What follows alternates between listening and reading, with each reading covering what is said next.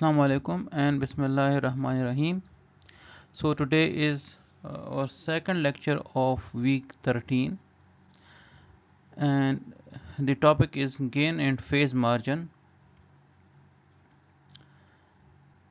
in amplifier stability problems. And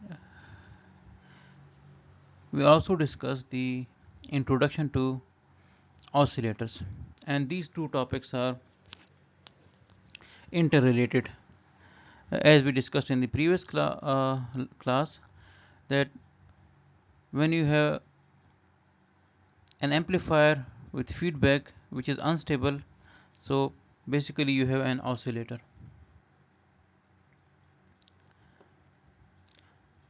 So let's go through some concepts which we discussed in the previous class. So first we revise those concepts and then we use those concepts to understand the gain and phase margins in Nyquist curve.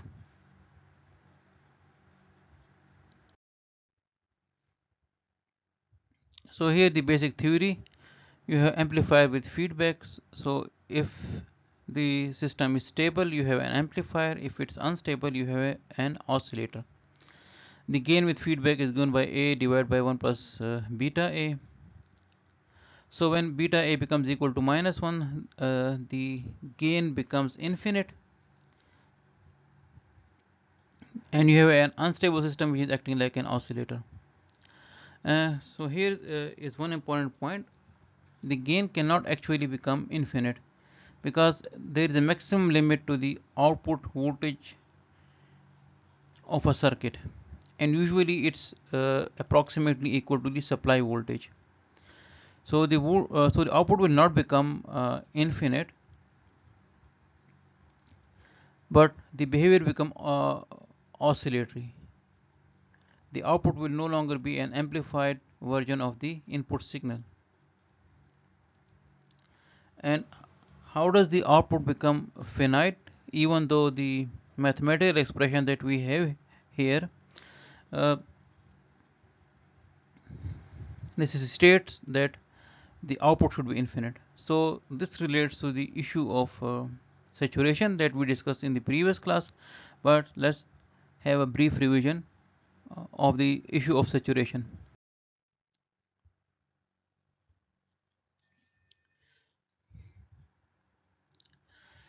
So as the input voltage becomes higher than certain threshold, the small signal gain A it decreases. And please note that the equation for gain that we have uses small signal gain A because we are dealing with AC quantities. So AC quantities are always small signal quantities. So we will define gain A as delta V naught by delta Vi, and it's basically the same thing.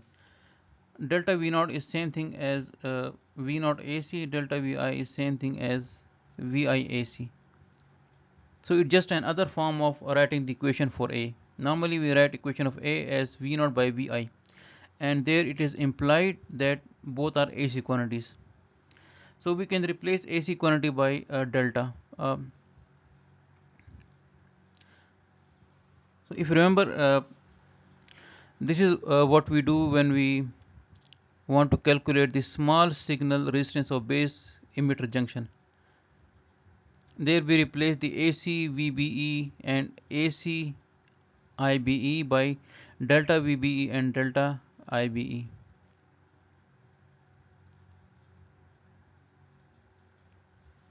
And IBE is basically IB. So when Vi increases, the output cannot increase beyond certain limit.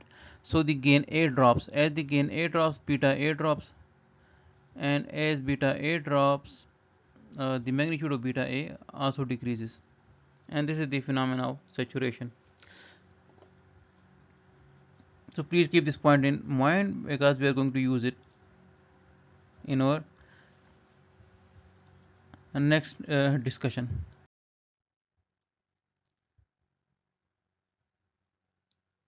And the last point that we discussed was that due to saturation, any point on the Nyquist curve can move towards the origin.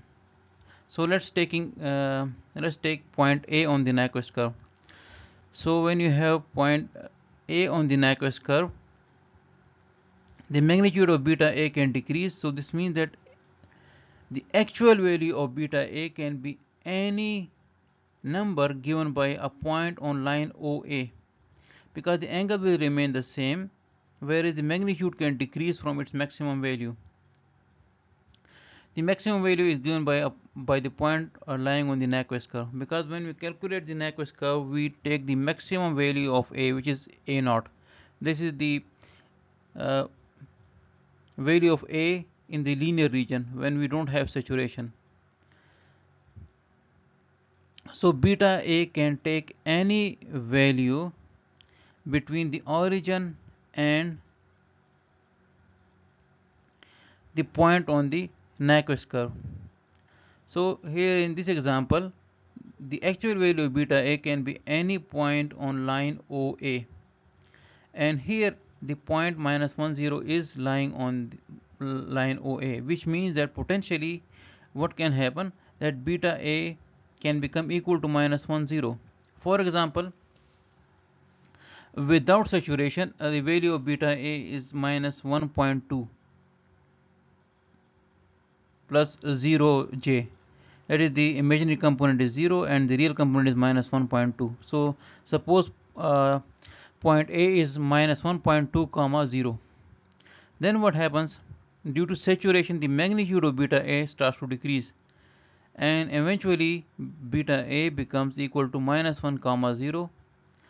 So when this happens, we have instability and oscillation in the amplifier circuit.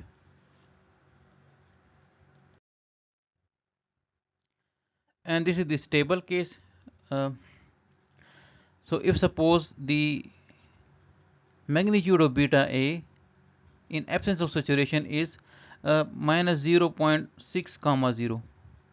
So now beta A can be any number between 0 and -0.6 comma 0, but it cannot become -1 comma 0, because beta A magnitude cannot increase from its linear region value. It can decrease, but it cannot increase. Or from geometric point of view, we can say that beta A can lie on any point on line OA, but not outside it, because the magnitude of beta A cannot increase. It can decrease, but it cannot increase. So now we are in the safe zone, because the beta A can not become equal to -1 comma 0. And here these numbers refer to the real and imaginary components. So -1 comma 0 means real, where real component is -1 and imaginary component is 0, and that is to say beta A is simply equal to -1. So this is the stable case. This is what we discussed in the previous class, and this again is the unstable case.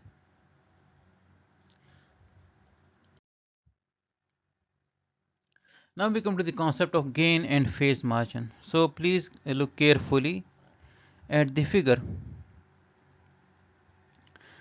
You can see -10 point marked on the negative real axis. So this is the point at which the system becomes unstable.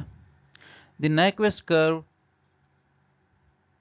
does not include -10.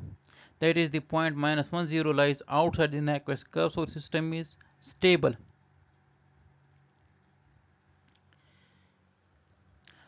Now for example, looking at point C, if due to some reason, for example due to increased supply voltage or some other reason, the gain increases.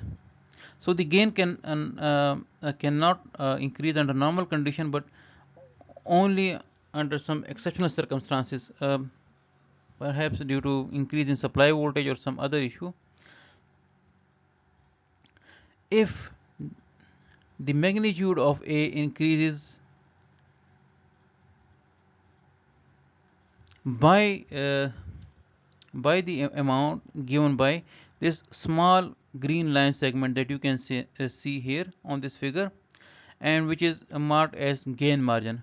So if you increase the magnitude of beta A by this amount, which is given by this small green line segment and which is marked as gain margin, then the Nyquist curve will pass through -10 point and the system will become unstable. So this margin is called gain margin. Now, because this is the value of gain which if you add to the value of beta A, your system will become unstable. So this is called the gain margin. So gain margin can be defined as the increase in gain required to make the amplifier unstable. That is, if you increase the gain of the amplifier at point C by this value, point C will then lie on -1, 0 and the amplifier will be unstable. So this value of gain is called the gain margin. The other concept is phase margin, and this you can see by this small red color line segment, and it's marked as phase margin. So suppose you have this point P and there the magnitude is equal to or greater than 1, but it makes an angle theta with the negative real axis. Now if you phase shift the beta A by this theta, if you change the angle of beta A by this angle theta, what will happen? The -10 point will then lie inside the Nyquist curve. And a more specific example, if the magnitude of point P is equal to -1, and if you rotate this point P by angle theta, the point P will then be equal to -1, 0. So the amplifier will be unstable. So this is the phase margin, the angle, the phase shift required to make beta A equal to -1 and thus to make the amplifier unstable. So we can define phase margin as the phase shift required in beta A to make the amplifier unstable. So logically, if these margins are large, the gain margin and phase margin, then you have better stability in the amplifier. If these margins are small, then you have poorer stability in the amplifier circuit. So gain margin is given in dBs and phase margin is given in degrees, or it may be given in radians.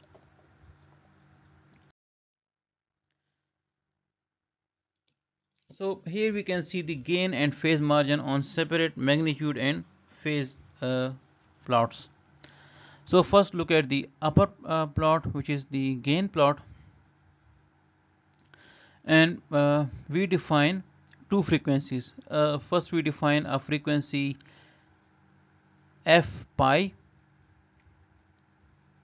So f pi is that frequency at which the phase of beta A becomes equal to 180 degree, and f naught is that frequency at which the gain of the or the magnitude of beta A becomes equal to 0 dB, and 0 dB is basically 1. This is the point that we also discussed in the previous class. So alternately we can define the Nyquist criteria as the point where beta A magnitude is 0 dB and phase is 180 degree. So this point should not lie inside the Nyquist curve. This point should lie outside the Nyquist curve. So now look at the magnitude plot. If at f pi as we said earlier is the frequency defined by us as the frequency at which the phase of beta A becomes equal to 180 degree, or pi if you are taking the angle in radians. If at this point we increase the magnitude of beta A by the by the value given by this small vertical green color line segment, which is marked as gain margin, we will be in a situation where the magnitude of beta A is 0 dB and phase of beta A is 180 degree, which means unstability. So this green color line segment, which is marked as gain margin, is the increase in the gain required to make the amplifier unstable. We will also see an example of gain and phase margin in tabular form, which will make it even more clear. Now coming to the phase margin and looking at the frequency point f0, and we have defined f0 as that frequency at which the gain beta A magnitude, which is basically uh, the product of beta A magnitude, becomes equal to 0 dB if we change the phase of beta A by the phase margin, which is marked by another vertical green color line segment in the lower plot and is marked by phase margin. If we change the phase of beta A by this amount, what will happen? That we will be in a situation where the magnitude of beta A is 0 dB and phase of beta A is 180 degree. So again we will have instability.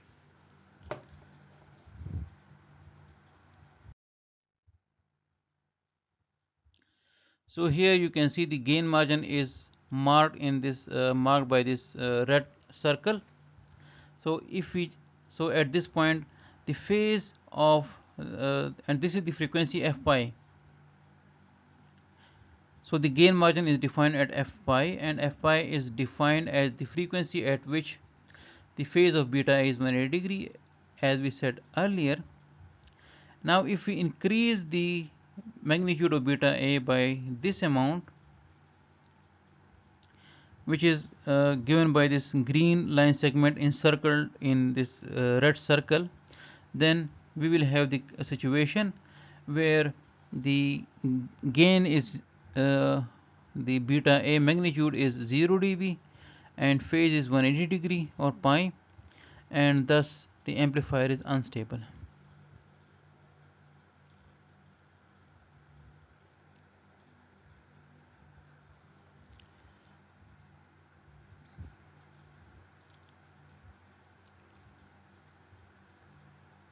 So mathematically we define gain margin as minus magnitude beta A dB at f pi. So how do you find gain margin?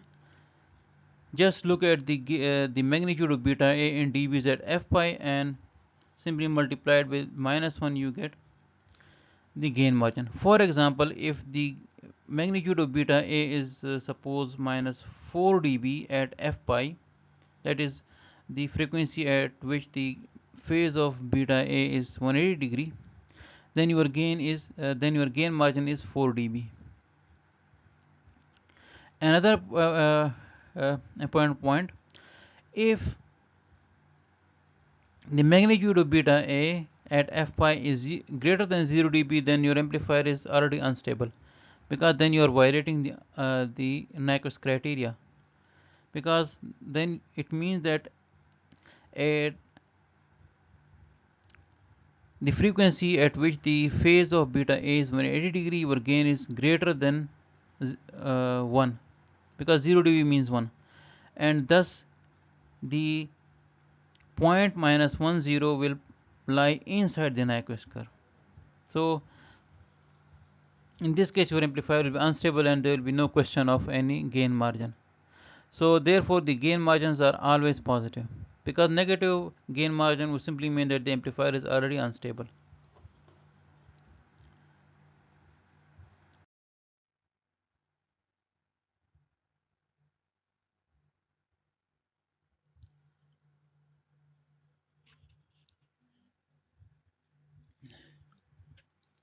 and this is how then it will look like.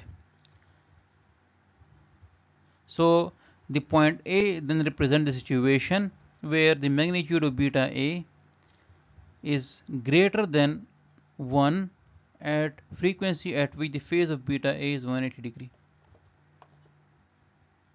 This is the case where uh, you don't have any question of gain margin. The question of gain margin arises only when -10 lies outside the curve. So now we come to the phase margin. So phase margin is given by this small green color line segment which is encircled in this red circle. So this is basically the phase shift required in beta A to make the amplifier unstable, because what will happen if we phase shift the beta A by this amount, then you will have the situation where the magnitude of beta A is 0 dB and phase of beta A is 180 degree. So the phase margin we measure at f0. So f0 is defined, as we said earlier, the frequency at which the magnitude of beta A is 0 dB. So the magnitude of beta A is already 0 dB. So if you make the phase of beta A equal to 180 degree, you have instability. And the phase margin can either be negative or positive. So it's different from the case for gain margin, which is always positive. Phase margin can either be negative or positive. And mathematically, how we define phase margin? We look at the phase of beta A at f0, which is the frequency at which magnitude of beta A becomes equal to 0 dB, and then subtract the phase of beta A at this frequency from pi. So phase margin is equal to pi minus theta subscript beta A, and theta subscript beta A is the phase of beta A at f0. So theta subscript beta A is phase of beta A at f0.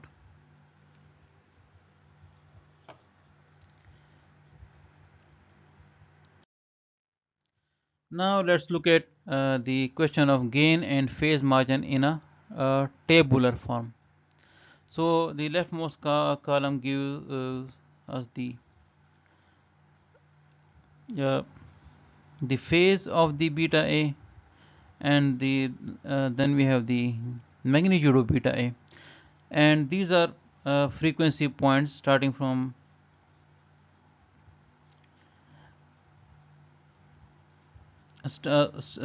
the lowest frequency to the highest frequency in the given frequency range. So this is just an example. So if you look at the row which is shaded in green, there you can see that the phase is 180 degree, whereas gain is minus 2 dB. Now if we increase this gain by 2 dB, what will happen? The amplifier will become unstable, because then you will have the situation where the phase will be 180 degree and gain will be 0 dB, which is basically the unstable condition. So here the gain margin is 2 dB. And then look at the row which is shaded in blue color. There you can see that the magnitude is 0 dB, whereas phase is 190 degree. Now if you decrease the phase of beta A by 10 degree at this frequency point, you will have the situation where the phase is 180 degree and the gain is 0 dB. So again you have instability. So there you have the phase margin of minus 10 degrees. So this is an example of phase and gain margins. Now let's have a look at the second case. There you have phase of 180 degree and gain of 2 degrees uh, in the row that is marked in red. So here the system is already unstable because due to saturation the gain can decrease by 2 dB and make the system unstable. So there is no question of gain margin in this case. The system is already unstable.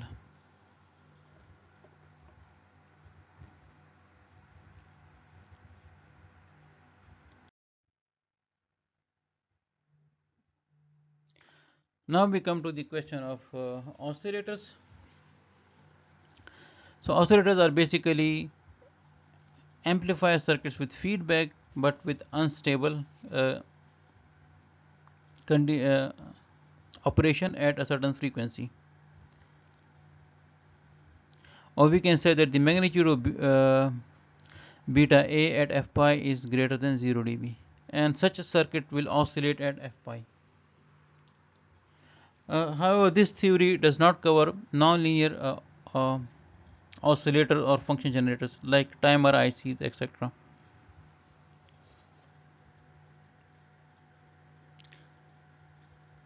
Because our whole theory is based on the concept of transfer function, which exists only for linear systems. So now let's discuss the basic theory of oscillators. So initially we have some noise signal uh, due to the random motion of electron inside the resistors or due to some external source. Now the noise signal contains a wide band of frequency. So what happens that at frequency which is equal to f pi, for that frequency the amplifier is unstable, that it has theoretically an infinite gain. So that component of noise becomes recursively amplified. That is, you have a very small noise signal at the input initially, it is amplified at the output, then is fed back to the input, again gets amplified, then again it's fed back to the input, again amplifies. So this small component or of the noise signal, or this small voltage at frequency f pi, which is the resonant frequency of the oscillator, is recursively amplified. That is, it is amplified after each cycle of going from output to input and then again from input to output, and thus we have the circuit oscillating at that resonant frequency. So let's see this point in more detail. So on the top we have the equation Vi is equal to minus Vf is equal to which is equal to beta V naught, which will be equal to minus beta A Vi. So Vi is equal to minus Vf can be seen by simply looking at the connections of Vf to Vi. So because we have circuit working as oscillator, so we don't have any input, so Vs is 0. So when Vs is 0, when you have a 0 voltage, then 0 voltage is simply a short circuit. A voltage source which has 0 value is simply a short circuit. uh, this point you already know from your circuit analysis and other courses, and also from our previous discussion. That's why we replace voltage source by a short circuit in superposition problems, because a voltage source with 0 value or 0 voltage is simply a short circuit. So when we have no input signal, we simply connect the feedback directly to the input but with negative polarity. So this gives us the equation that Vi is equal to minus beta A Vi. So now this is a recursive equation. If you remember, you have done recursive problem in your programming courses, where you have a loop and the output goes into the input, and then the loop starts again. So it is something like this. So what happens with the noise component, which is a small voltage, maybe in microvolts or so, that this small voltage is amplified at the V0, then is fed back at Vi. So Vi increases. As Vi increases, V0 increases further, and as V0 increases further, it further increases Vi. So this cycle keeps on going until the V0 cannot increase any further due to saturation of the amplifier. Now looking at the equation which is highlighted on the top of the slide, you can see that Vi is equal to minus beta A Vi. So now this recursive increase will happen only if minus beta A is some positive real number. So this brings us to the Nyquist criteria. When we say that minus beta A should be a positive number, this means that beta A should be, if we demand that minus beta A should be a positive real number, it means that beta A should be a negative real number. And negative real number, how it can be represented in complex number theory? It has a phase of minus 180 degree. So when we say that it should be a negative real number, then it means that it should have a phase of 180 degree. And furthermore, it is obvious that the magnitude should be greater than 1. Only then you can have continuous increase in the magnitude. Otherwise, this signal will simply die down after a few cycles if beta A is smaller than 1. So the magnitude of beta A should be greater than 1, and it should be some negative real number. So this means that beta A should be a complex number with phase of 180 degree and magnitude greater than 1, which is basically the Nyquist criteria that we studied earlier. And the circuit will oscillate at f pi, because at this frequency the phase of beta A is 180 degree. That is, beta A is a negative real number, which means that minus beta A is a positive real number. So you will have simple amplification after each stage of the signal going from the input to output and then from output to input. So the amplifier will then oscillate at this frequency. And what happens to the other component of the noise signal? They will simply die down, because beta A will not be a negative real number, which means that minus beta A will not be a positive real number. So in this case, if beta A has magnitude of less than 1, then the signal will simply die down. And if it's a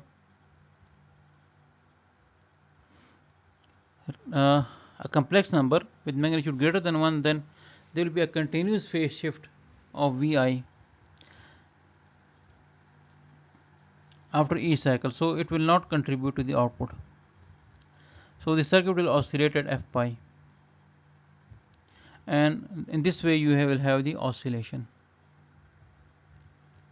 So this is the basic process of oscillation that you have in the in an oscillator circuit. You start from a small signal which is basically coming from the noise in the circuit, and then it gets continuously amplified as it goes from input to output and then from output to input. So in the next lecture we will study various types of oscillator, phase shift oscillator, then tuned oscillators, and then crystal oscillators. So that's it for today, and good luck and Khuda Hafiz.